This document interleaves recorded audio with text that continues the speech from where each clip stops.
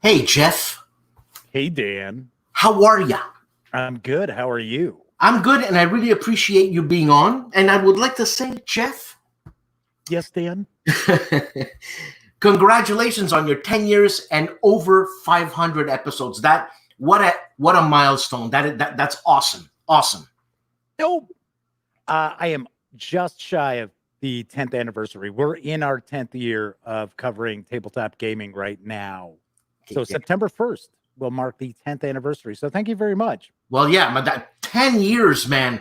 Okay. Now I'm going to have to ask you, do you see who's on? Hey, Herman's here. Good to see you, Herman. Hey, Herman, how are you? I'm just joshing with you, man. Okay, so let me ask you, what do you want to do? Do you want to do the elephant in the room, or do you want to play around a little bit? Like foreplay. What do you want to do? I don't believe in foreplay. What are you talking about? Let's right at it. Okay, the elephant in the room. Well, it's not really an elephant in the room, but yes, go ahead. I'm sure there'll be some folks who watch this and they'll be like, well, hold on. Do you want to wait till we have more people in chat? So I can have more people get mad at me? Yeah. Sure. You want to do that? Doesn't okay, matter. Okay, let's do that. So, Jeff, again, thanks for doing this, man. I hope I'm not taking up too much of your life. You know what I'm saying? Hey, it's pretty obvious. I stream live Monday through Thursday nights. I don't really have much of a life. Yeah, and you know what? Thanks for having me on.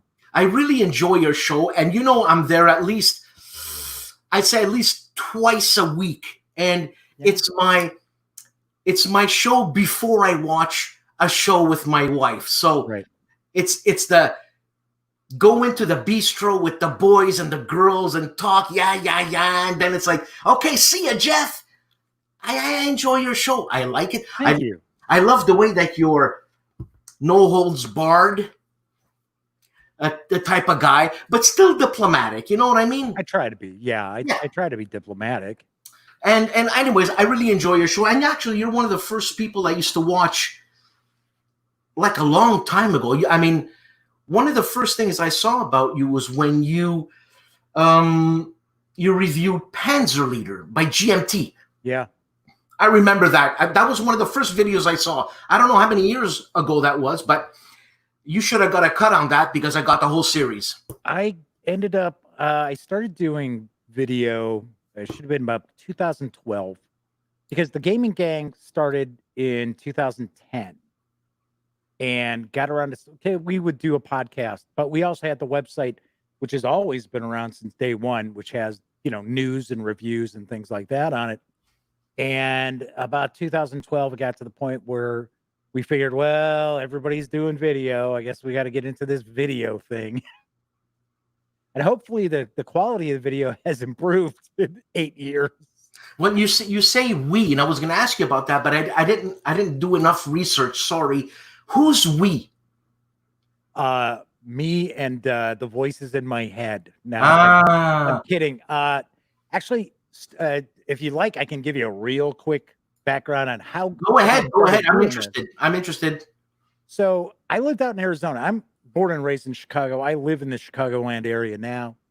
And I lived out in Arizona, and my best friend, Elliot Miller, we have been best friends for almost 40 years, about 39 years right now. And we were big gamers. So I have been playing tabletop games since about 1978. And yes, I wasn't even born and I started playing games. No, I am like 52 years old, so I was a pretty small kid. So anyway, so I was out in Arizona and I hadn't played a lot of tabletop games in a while. I was doing more PC stuff. And my best friend Elliot says, "Hey, I've been getting more into board games again, getting back into board games. There's this this show I listened to all the time. I said, oh, really? I said, what is it? And it was the Dice Tower. Because at that time, you had like the Dice Tower, you had the Spiel, and you had Game On with Cody and John. That was kind of it as far as like podcasts. You had like Fortress of Ameritrash out there. And my best friend said, hey, check this out. You should really, really give a listen to it. And I said, okay. So I listened to it. And I thought, hey, you know what? This is pretty good. Yeah. But we could do something a little different. Because we were best friends. And we'd known each other for so many years. And we had so much experience in games. And I said, hey, you know what? Why don't we get together? It'll be a way for us to kind of stay in touch. Because, we're 1,800 miles away. And let's do a podcast, and we'll actually have a website as well that's going to share like news and reviews and things like that. And it was pretty popular. And it was just, the two of us kind of being goofy, like I usually am. No shtick though. It was just us being natural. And eventually at one point, Elliot wanted to kind of branch off to his own thing. And I was like, okay, that's cool. And I just kept going with the gaming gang. So I have some contributors. My brother does the comic book stuff. I have somebody out there who does PDF reviews for role-playing. Oh, that's right. You have a website also. That's right. That's right. Yeah, that's actually how most people know the gaming Right. game is the website. The video, that's just like a little extra. That's all that really Now, is. isn't the website more work than video? Not really. Really? I'm so used to just cranking posts out that no, the video tends to be something that takes more of my time. Plus, I happen to be my worst critic. So I sit there like right now, it's like, oh, this audio sounds awful. This audio. No, it sounds great from here. I know, but to me, I'm like, oh, it could be so much better. And it's like, yes, but I don't work for NPR. I got to remember doing Jeff, you don't work for a radio station. You don't have that kind of equipment. So, but, yeah, that's how we got started. It was just a lark. And I tell people all the time that the gaming gang is 30 days older than The Walking Dead on AMC. Yeah. I haven't watched one show of The Walking Dead. Okay, I got to go. So let's wrap this. No, I'm kidding. I actually did not watch much of it last season. It's still going on? Yeah, it's still on. How many zombies can you kill? They just keep coming. Well, the whole point is The Walking Dead really aren't the zombies. The Walking Dead are the survivors. Did you just spoil it for me? No, I think you knew it was a zombie show. No, I think they mentioned that in the first season, and I think it's mentioned in the first 6 comic books. Yeah. And so you're a huge comic book collector, right? No, that is my brother. I am a comic book fan, and I go way back with comics, but he's the big comic nut. Now, is he doing this for investment purposes? Yes. Yeah. And a lot of it is. Has it paid off? Between us? Between you and I? Yeah, I guess it's it's funny. He makes the investment, but he doesn't turn around and sell them. So they just stay in his collection. So, but yeah, he's got a pretty good sized collection of comics. So you agree with Herman here saying The Walking Dead has died a slow undeath for years? Like, I get the pun, but yeah, he's trying to say something here. I did try to hang with the show. It's to me, it just started to get to the point where it was more about, okay, so what new gross out way can we kill some zombies this week? As opposed to, hey, we're developing this story here. In fact, I started watching the Fear the Walking Dead, which I thought was actually had gotten to the point it was a spinoff, but I thought it was a better show. So, well, I don't know. I end up, binge watching stuff anyway. So I'm sure I'll go back and I'll be like, okay, let me catch up with the last season of The Walking Dead. And then I'll be like, I guess I'll have to wait another year to watch it again. So it's not on Netflix, right? It's an HBO thing? No, it is on AMC. And yes, it is on Netflix, at least here in the US. Last I looked. Yeah, but US and Canada, there's no connection. None, not even by landmass. No, there's no connection. None. But let's not get into that, please. No. So, Jeff, Yes. I watch your show a lot. Mm-hmm. Don't you threaten me. And you bounce from war game, RPG, Euro games. And that's, I mean, I guess those are the three categories that we can put these games into. But if I were to ask you, what type of gamer are you? So let me ask you, what type of gamer are you? So let me answer what type of gamer I am. I am the sort of gamer who I enjoy, and it really does not matter what the genre or theme necessarily is of the game. When I finish playing a game, I want to have a story to tell. That's just how I've always been. And I think it probably stems from the fact that I've been involved in role-playing games for so long. I like to have a story. Now, does it have to be a story game? Absolutely not. It could be, wow, you know, things were going great, and we had that castle under siege until I started rolling crappy dice. That's still a story. I'm not a big Euro gamer. Oh, okay. I do play. Well, here's the thing.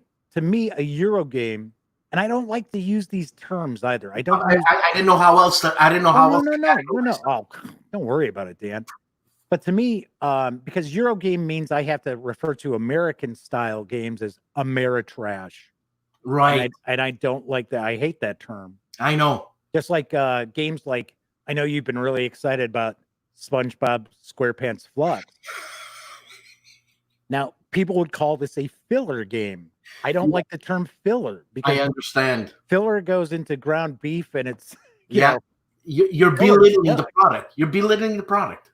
Right. Yeah. So like Euro games, most European games, when people talk about a Euro game, they tend to be more along the lines of almost like a puzzle game where everybody's kind of doing their own thing, and that what I do on my turn really doesn't impact what you do on your turn.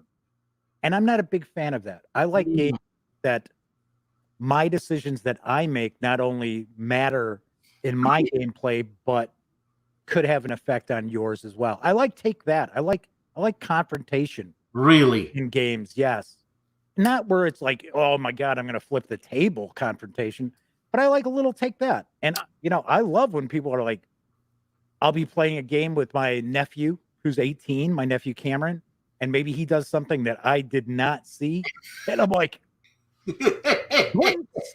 yeah, I know. And it reminds me of a game called Cosmic Encounter. Yes. Where basically, I'm not a liar, Jeff. I don't, so. No, I don't lie well, but I had to manipulate the people I had to get on my side and screw one of my friends. And I hated it. I hated it. I can't do that. But anyways. It's like diplomacy, the old Avalon. Look, man, you know, I like games where I gotta be better than you. And like you said, oh my God, I didn't see that coming. But to offer you something right. deceitfully, it says something about the character of the person, in my opinion. So you said you were going to back my drive on Moscow, and all of a sudden, here I am, and I'm just standing there with my willy in the wind. Thanks a lot. See that? Yeah. Well, okay. Honestly, those kind of games, even like Battlestar Galactica, the game where it's like you have a hidden traitor and Shadows over Camelot. You got to be a particular sort of gamer to enjoy that, because some more sensitive gamers get very upset. It's like, that's part of the game.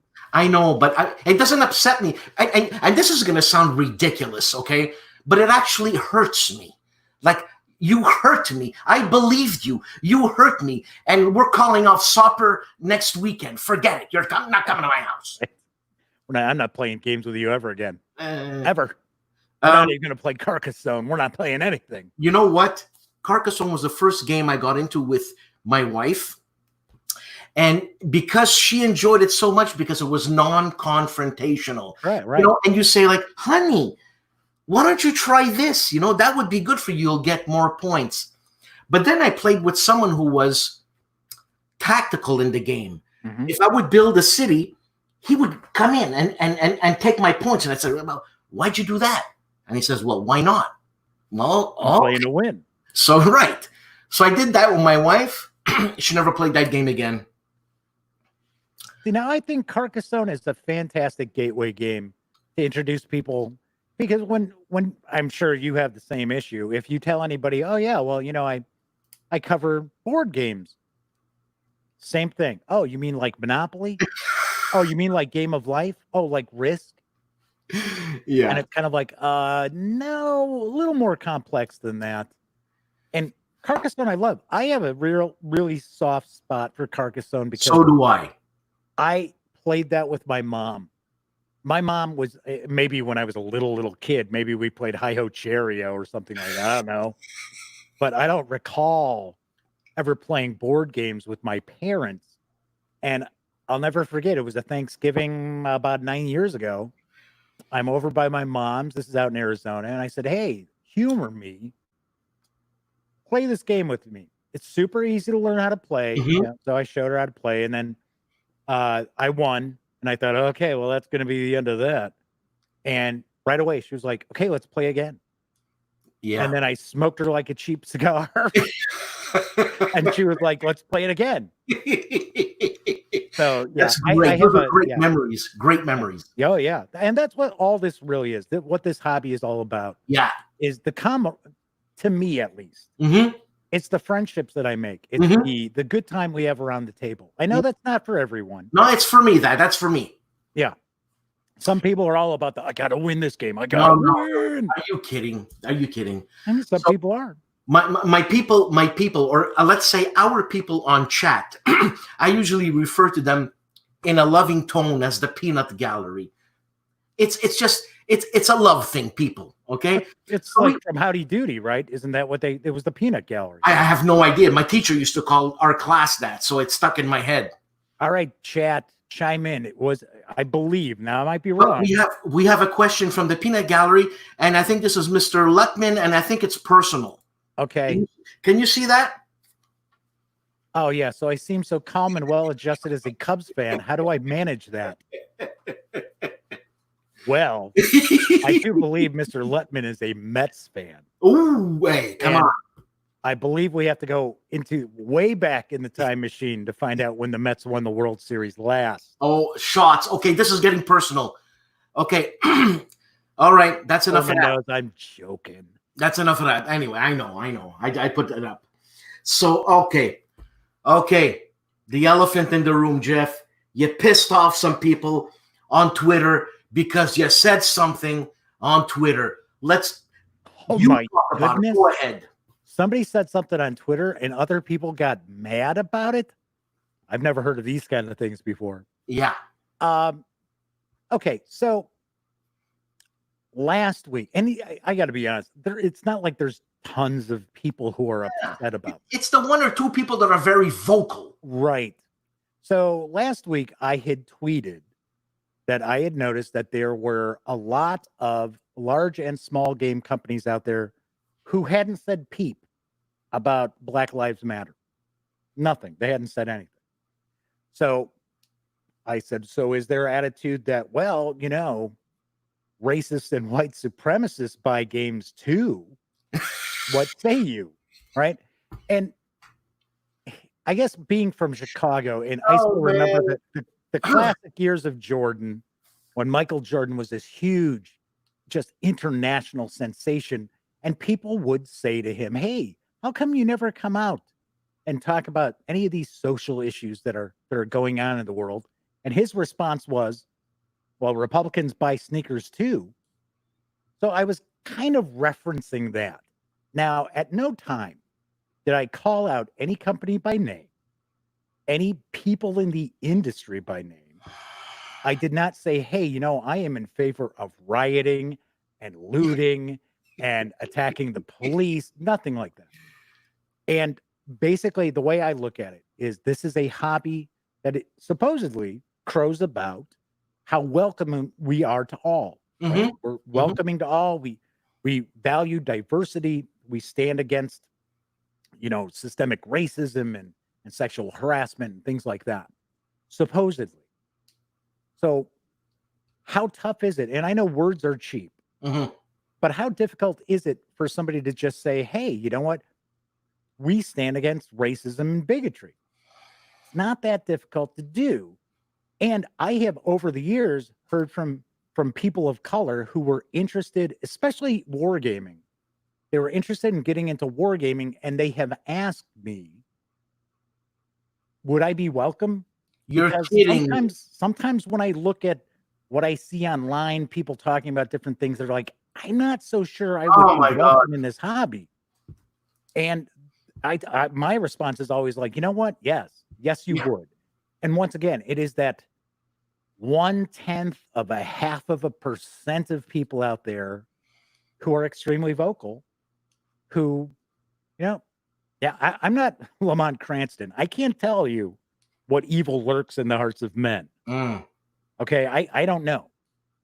But just to simply say, hey, you know what? We stand against racism. How tough is that to do? And I know there are some companies out there who have not. I know Multiman came out with a statement. Yeah, Nathaniel Robinson is saying something on chat here. So you were responsible for the large thread on MP. Okay, so here is the thing. I don't believe I am. No. Because for one, I don't have that many people who follow me on Twitter. I have like 5,000 people who follow me on Twitter. I think where people got the misconception that I had somehow been the mastermind behind this, which I'm certainly not, because I know there are people out there who are tweeting about this very subject right now. Maybe not this moment, but they probably right now.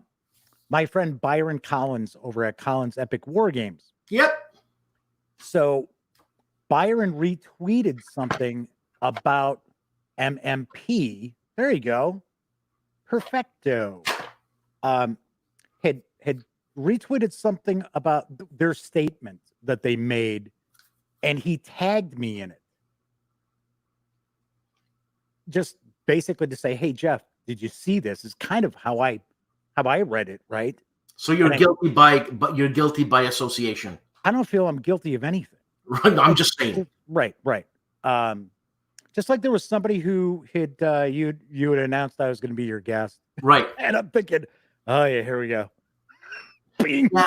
Bing. No. And somebody had thrown a comment out there that I got some explaining to do. Yeah. I don't have any explaining to do. But I am pointing out, yes, I did tweet that. And once again, in a hobby that we're supposed to be welcoming to all. Now, you can invite whoever you want to your table. I just have a problem when people are trying to dissuade or force people away from this hobby that they don't want in here. Yeah, no, I was not responsible for that thread over at MMP, Nathaniel. And you know what? Knowing you, Jeff, knowing you a little bit, as a matter of fact, and living and being older than you, please respect your elders. Right. I know the humor you have. It's sarcastic, and I get it. And yeah, it was kind of a smart ass comment. Right? Yeah, and I get it. But like you said, you didn't mention anybody. No. But yes, you had an opinion. Like, why aren't you vocal about it? And you understand the business. Some people don't want to but this is an important thing. They're afraid to damage their brand. I know, but this is an important thing that's happening. I understand, and this is causing a huge divide. And I don't want to get into politics. Right, yeah. But I mean, this is causing a huge divide. But this divide needs to be addressed, man. This situation needs to be addressed. Yeah. And so, Jeff, I understood the context, the content. I don't know. I don't think I'm the smartest guy in the world. You know, I mean, I did graduate high school, and so you did. Well, that makes one of us. So okay. So enough with the fun. Let's get serious here. Oh, I thought we were being serious. I thought now we're going to get funny. No, that was fun.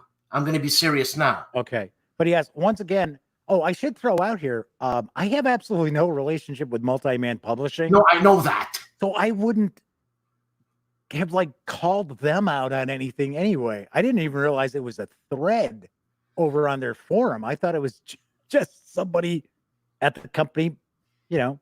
Well, you know what, Jeff? Made a statement.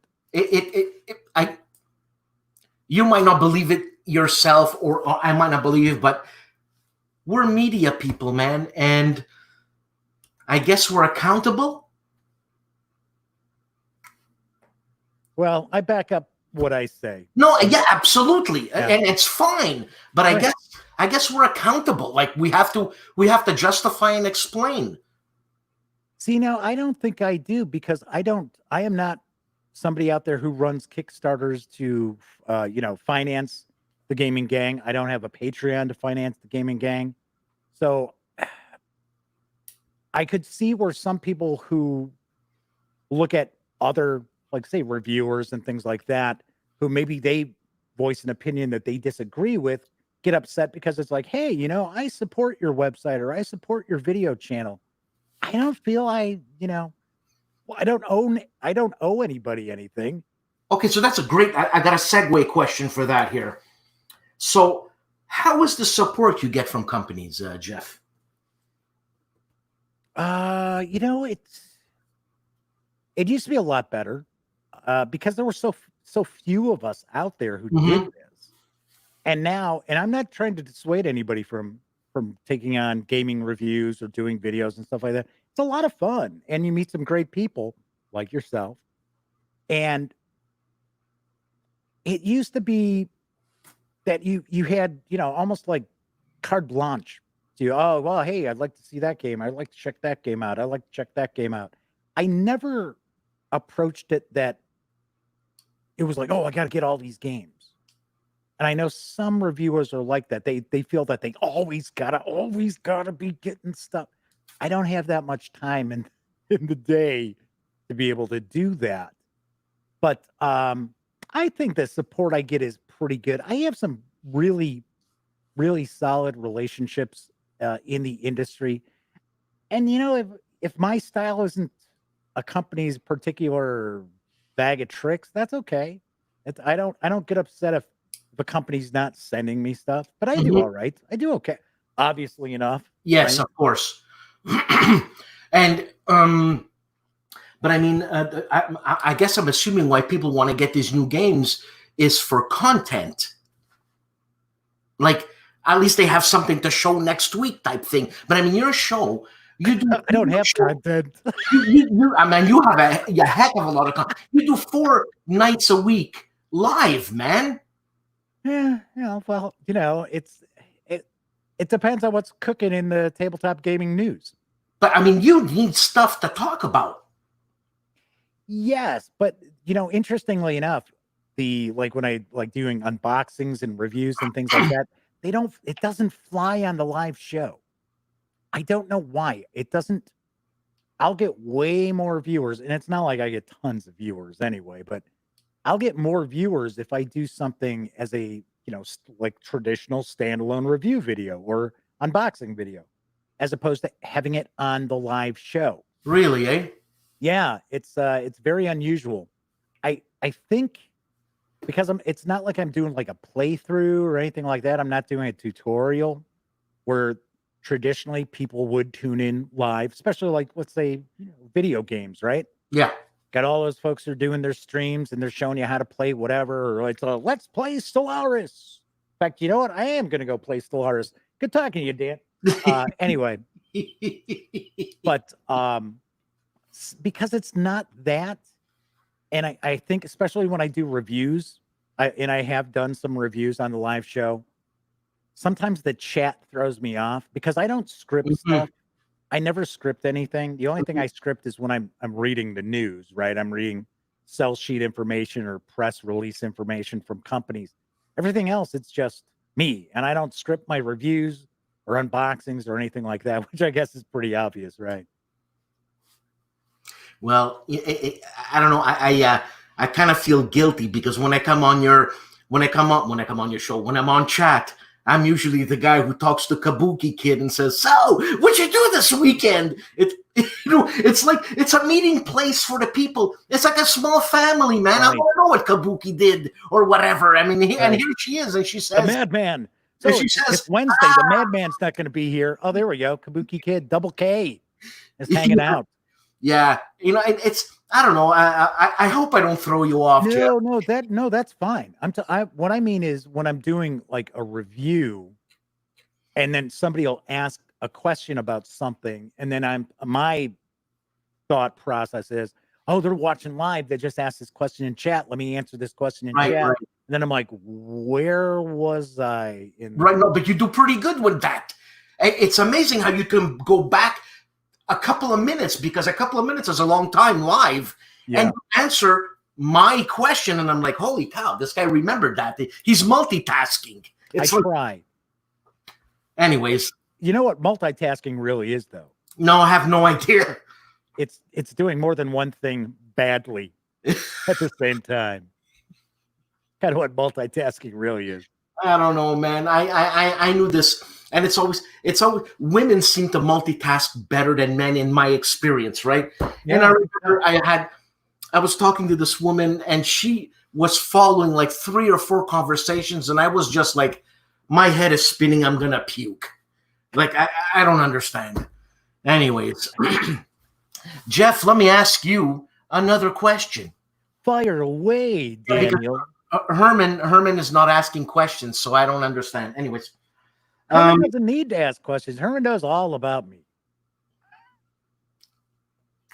Okay, Jeff, this is a serious one. Okay. Don't mess this up for me, okay? I'll try not to. You see a difference between war gamers and Euro gamers? How about if once again, like I said, Euro games are kind of unusual because even within Euro games, there are different genres. Oh, for God's sake, I wanted to put something in a category, and you're calling me out on it. No. So how about I answer this question? Go ahead. Is there a difference between war gamers and gamers of another stripe? I don't think so. Oh, really? Yeah, really. I really don't. Depending on what people play war games for. So some people really love the historical aspect of war games, and the whole what if scenario. Oh my gosh, what if things turned out a little bit differently at the Bulge? So I completely understand that. Then we also have people who play war games because they like the conflict simulation side of it. They like playing against an opponent. So I'll give you an example, and I will not name this game designer by name, but I think you and I both know him. Somebody who is very well known for designing mostly war games, but they really don't play many war games now in their, off, their off hours when they're not working. Can we narrow it down? Like, what kind of war games is this person specialized in? Like Civil War games? No, quite a few different kinds. Okay. So, I don't know what you're talking about. Civil War games, yeah. Yeah, he has a magnificent style. That's all I can tell you. Oh, that's very good. But and I'm not saying that it's like, oh my gosh, I'm done with war games. It's just a lot of times and it's just like people who only play role-playing games or they only play family games. When they get a chance to try something else, and all of a sudden they're like, wow, man, this is a blast. Yeah. I've been missing out. Jeff? But I don't think there's really a huge difference between gamers. It's funny, eh? Yeah. You're the first one to say that. But anyways. I'm just going on, 40 years of playing games. I mean, yeah, I have friends who were just all they played back in high school were war games. That was it. Avalon Hill or nothing. Right? Is pretty much what it was. Now it's like, oh yeah, they're playing Rio Grande and Fantasy Flight games and they're spending all their money on Star Wars miniatures. Yeah. Like, okay, all right. So, Jeff, we have a question from Nathaniel Robinson, and you can answer in French if you want. He says, Jeff, what interest do you have in RPGs? And does your role-playing reflect back in your wargaming? Fantastic question. I would say, as far as I'll give you an example. If I were trapped on a desert island, right, and I could only have one game system with me, but I was also trapped with enough people to actually play that game system. Oh, here we go. I would take Call of Cthulhu. Seriously? Me. Yes. Yeah. Love it. I would think, I don't think my take on role-playing games reflects directly back to wargaming, although I do come from an age where Dungeons and Dragons was one step away from a miniatures game. Right. And really, the first little brown box set that came out, they were kind of miniatures rules. I think I have kind of an old school mentality to my role-playing games. And the way I kind of sum it up is, to me, old school is everybody creates their characters, and now you're playing an adventure, and the backstory those characters have come from that adventure, from all the adventures they're going to have as you're playing along, as opposed to the new school way of people show up at your game table and they've got characters that they've spent days working on and crafting backstories and all these other things. And it's kind of like, yeah, but we haven't even started playing this game yet. It's like, I'm running this game. Now I have to shoehorn stuff into this game I'm running. It's like, and now I got to do that for 5 people. Yeah. And yeah, but I always look, the only RPG I've played, and you're going to laugh at me, and it's not an RPG. Now, hold on. Wait till I finish. Wait till you start laughing. Is the card-driven Pathfinder's game. The adventure card game. Yeah, that's all I've done. But that's not a role-playing game. That's right. I understand. I'm not laughing. That's actually a very good game. I enjoy it. I played it with my wife for 1 year every Saturday, and I just loved getting up on that Saturday and trying to beat the snot out of some ugly orc or something. This and that. And that's the closest I came. Now we keep talking about getting a game of Warhammer Fantasy role play going. But the problem is we usually run stuff on Sunday. I know. And it's me that opened my big mouth that I wanted to do it. And there you go. And from if we can't do it, we can't do it. It's okay. I'm going to hold it against you, Dan. But I think you would have. I think you would have a really good time with it because it is a role playing game. It's a system that actually kind of does have a kind of black sense of humor to it, a dark sense of humor to it. So I think you would get a kick out of that. It's not, give you an example, like the characters, the main characters you play. So like in Dungeons and Dragons, you're very heroic, even as a beginning character. Pathfinder 2, you're kind of like, wow. In this, you could be a rat catcher. You could be a peddler. You could be a beggar. And what does a beggar offer the context? They can probably be fairly sneaky. They can probably blend in where others cannot. Look at that, Jeff. Yeah. Look at that, Jeff. You see?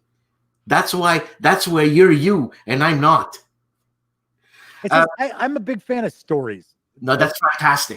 Like I've said before, like theme. To me, even when I'm doing a review for a game, mechanics, yes, I look at the mechanics and that, but I don't sit there and go, oh my goodness, this mechanic is insanely good. No, I sit there and go, wow, we had a blast playing that game because we ended up having a story to tell after we were done playing. And look at this, Jeff. I'm actually multitasking.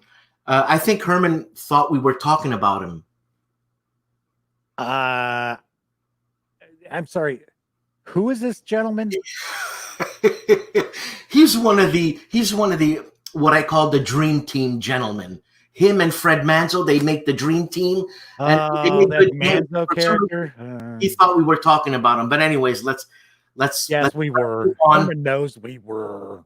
Let's move on. So what I was trying to say about RPGs, from my experience of RPGs playing that Pathfinder game, which is not an RPG, obviously, right? It's a war game. I'm always battling monsters. I don't have time to eat. Well, that's a personal, private problem there. No, I have. You got to realize there are role-playing games of all different genres and themes and but dynamics. There's always conflict. No, there is not. There's not always conflict in role-playing games. I know that Ardwolf and you have talked about a game called The Traveler. Well, it's Traveler, right? Yes. Right. And I've always because it's sci-fi, I've always oh man, is this like a Space 2001 type of thing? A Solaris thing? I want to get into it. And then the phone rings and I completely forget about it. But that's just me. But what about this Traveler game? I mean, I'm really interested. Okay, so Traveler has been around for a long time. Traveler, 79-ish, I think. The funny thing is, Traveler has all these different editions out there, and even now, there are actually 2 editions of Traveler that are sold independently. There's Mark Miller, who was the main designer for Traveler. That was back with games, GDW, Game Designer Workshop. Okay. And there is also Mongoose Publishing Traveler, which they call their 2nd edition Traveler, which they're both very similar in style. It's very convoluted. Traveler is a role-playing game system that you could probably spend an hour just reading through like a Wikipedia, all the different editions and all the stuff like that. So is it like a Space 1999 opera type of thing? It is not it's not as much of a space opera kind of game as people would think. But it is a science fiction game of the far future. So it is supposed to be like the 26th century, thereabouts. I'm sure somebody going to tell me, oh, no, it's not. Just off the top of my head, right? So humanity has expanded out into the stars. There were also I believe they call it humanani, which are like human, just like us, but they evolved on other planets and things like that. You've got some alien species, all these other different things. As a system itself, it's a lot of fun. It is a lot of fun. It is, to me, I would think that would probably be my go-to role-playing game if I were going to run some science fiction. In fact, we started to play a campaign remotely with my best friend Elliot and his son Brian and my nephew Cameron and my nephew's girlfriend Lexi.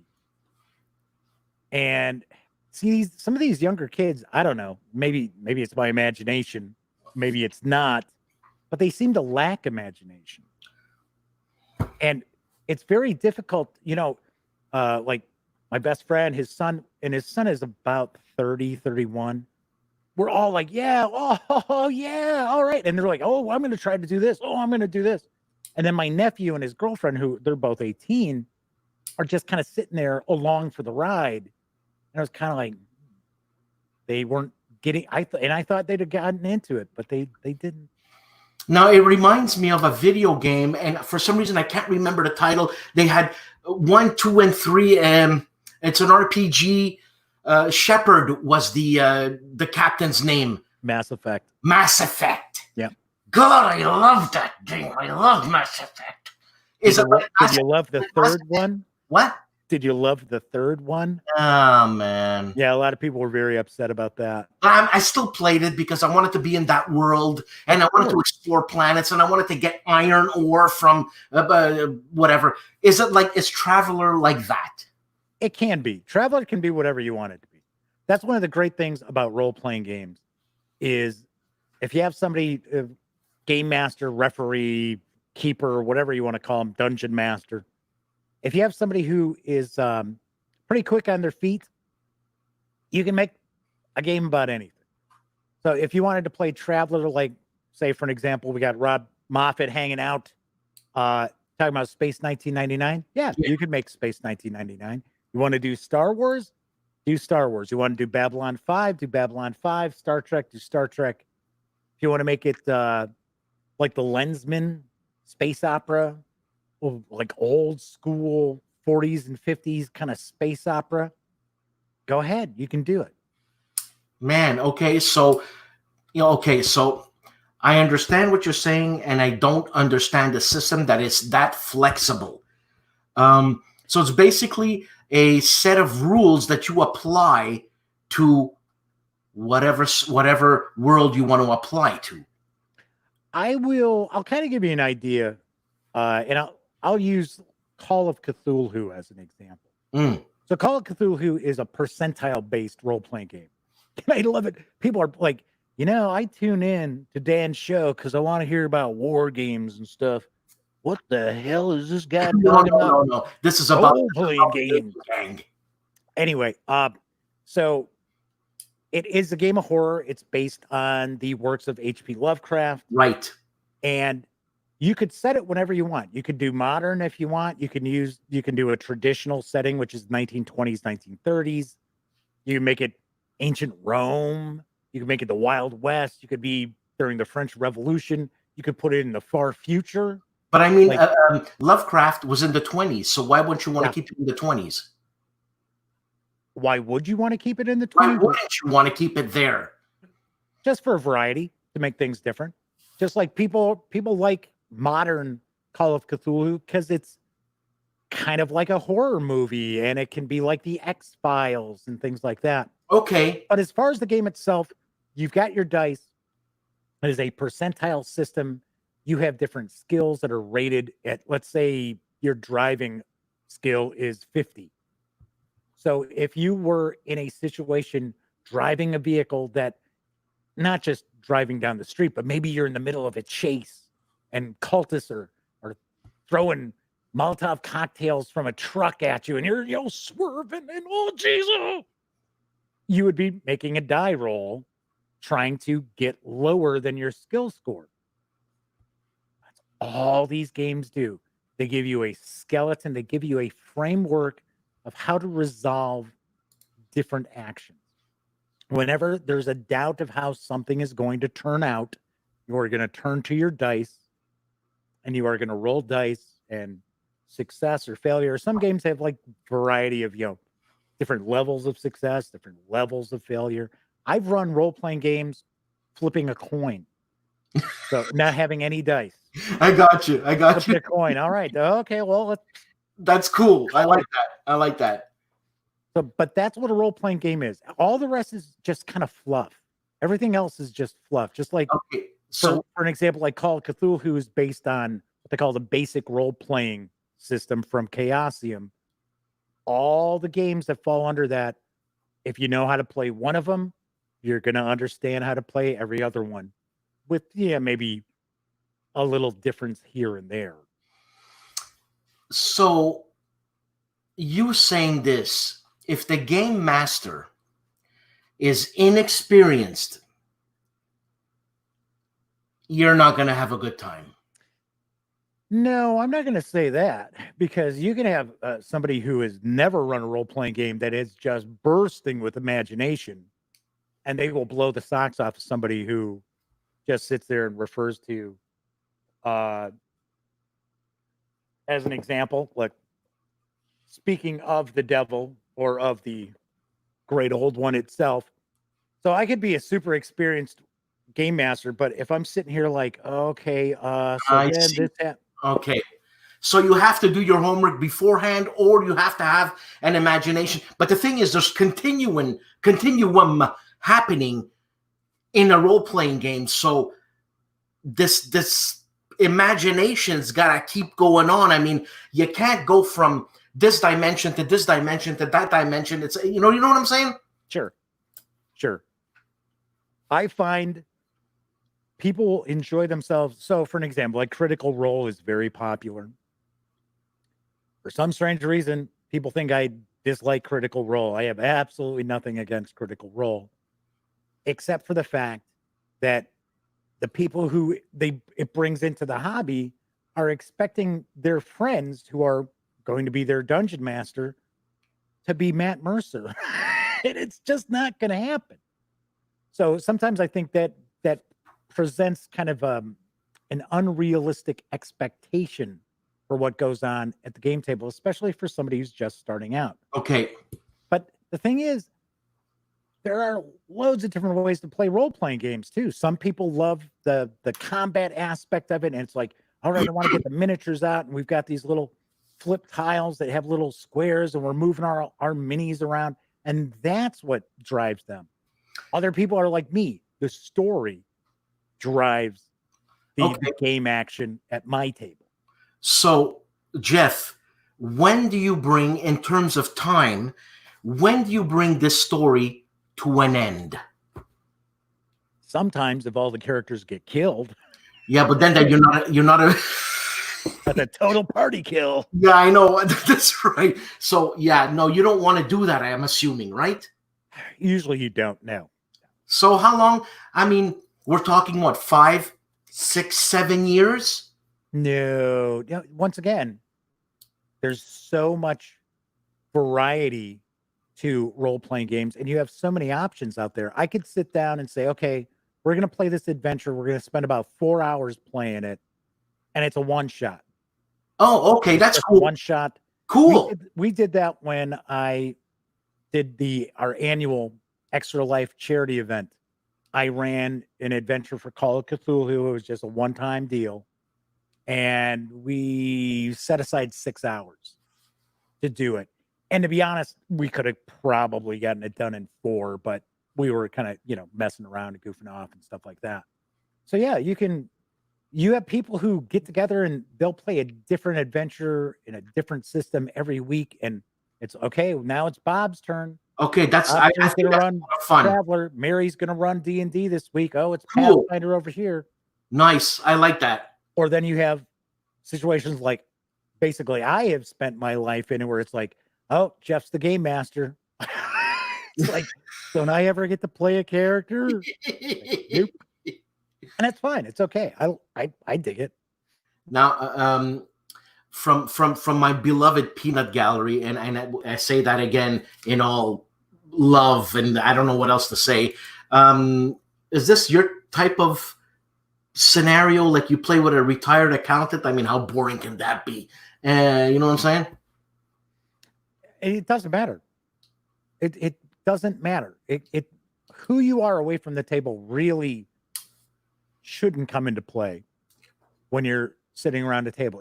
If you are somebody sitting there and you're like, okay, well, we need to attack this fort being held by these hill giants, and it's Joe the halfling and Bobo the dwarf and me and my friend the elf over here. That sounds so silly. How are we gonna do this? So I noticed that they tend to go down to the river and get their water supply. So what if we find a way to poison the water? Yeah, but I mean, but a retired accountant. I mean, can you get more like straight ahead than that? I mean, what kind of an imagination can a retired accountant have? I don't know. I don't really know too many retired accountants. I'm better than probably my nephew and his girlfriend. Oh, that's great. I'm having such a great time. Because you grew up at a time when you cracked open a book and you had to sit there and read a book and be like, wow, I'm being transported to another world here. And I'm populating all of this in my head, hopefully. Say, for an example, you're reading Tolkien. Yeah. You had to create all that in your head. So your hobbits look nothing like my hobbits. Absolutely not. Your orcs look nothing like my orcs. No. Nowadays, it's like, and I'm not saying all younger people or everybody. I'm just saying that I run into this a little bit, is that so many people are just so used to having the entertainment just spoon-fed out to them. Yeah. Everything's visual, and they see it. I know kids who, they crack open a book and they're like, reading.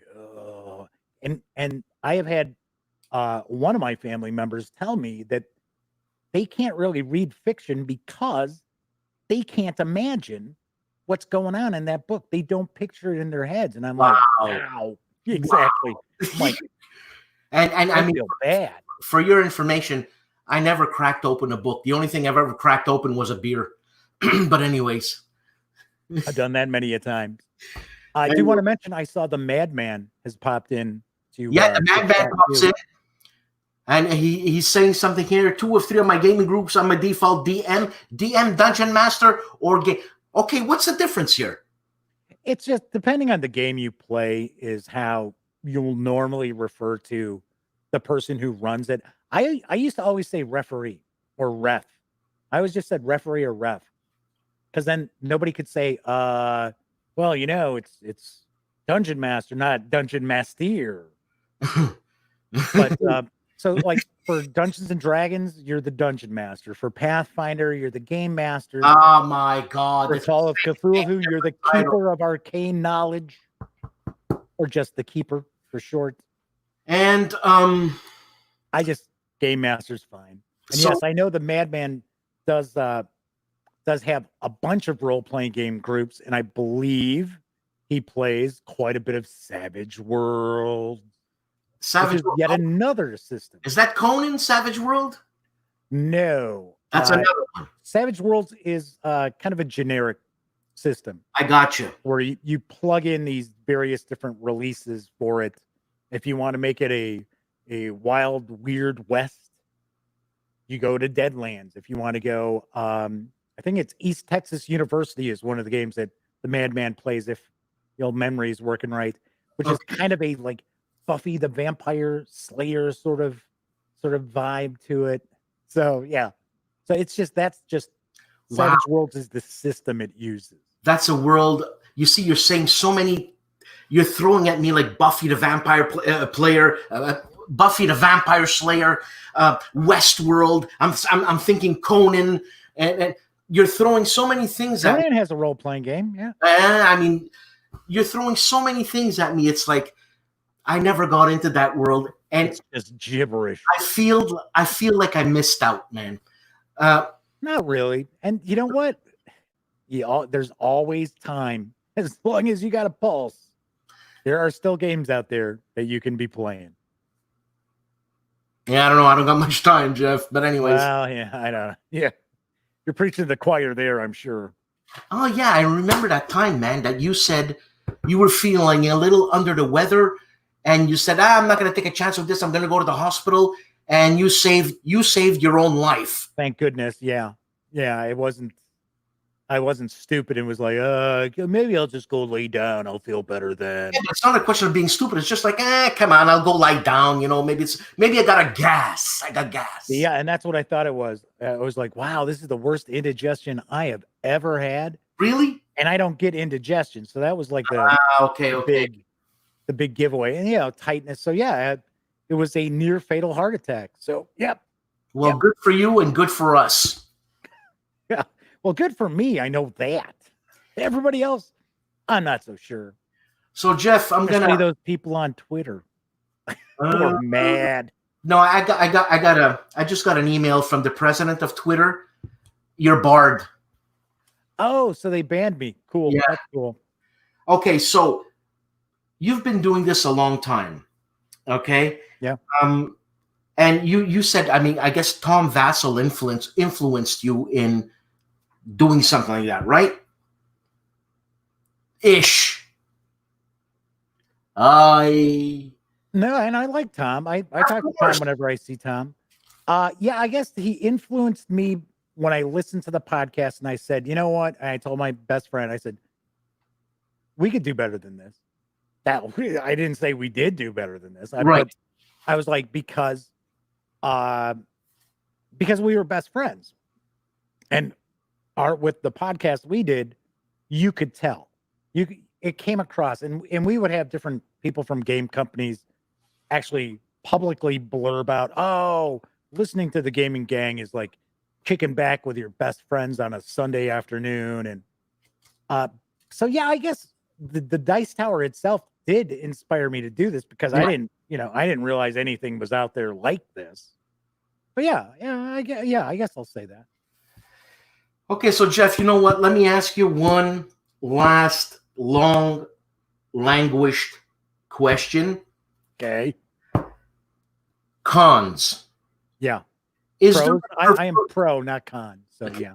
Is there a preferred con that you go to? And is there one that you've always wanted to go to, but have never gone? Okay. Now I know you're always asking me if I'm going to WBC, which now you can't ask me that for this year. So I know you're sitting there hoping that the con that I say, oh, I always wish I could go to is WBC. I just slipped it in. Yep.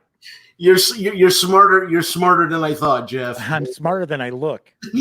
So yes. So my favorite convention is Gen Con. Okay, there's 100,000 people that go there. How can you like that? Because I go to San Diego Comic-Con and there are over 200,000 people there. My God.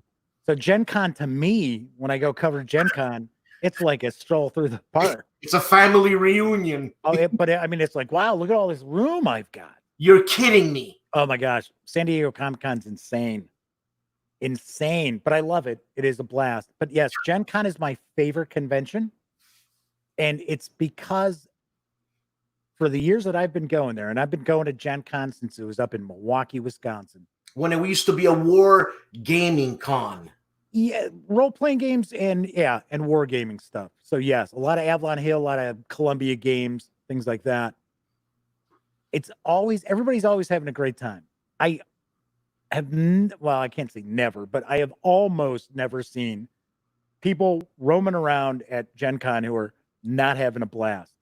And once again, this is a group of people who it's like everybody is into their own different thing and everybody's getting along. It's not sort of like, oh, how dare you like that game?